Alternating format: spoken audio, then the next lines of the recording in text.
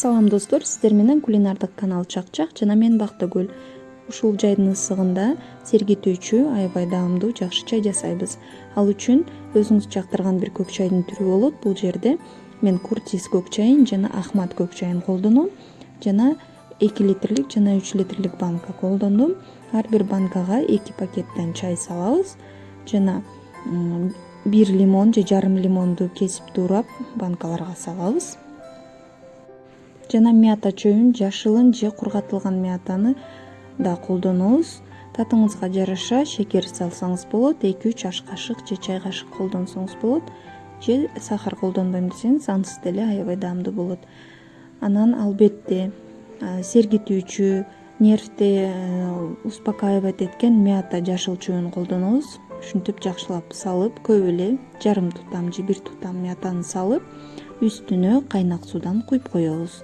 Кадимки эле чай демдегендей эле үстүн кайнак суу менен ушинтип коюп коебуз дагы. Жана чай муздагандан кийин муздаткычка салып, холодильникте турат бул чай. Ушул жайдын ысыгында адеп муздатып алып, ушул чайдан ичсеңиз аябай пайдалуу болот. Бул жерге кааласаңыз райхан чөйүн да колдонсоңуз болот.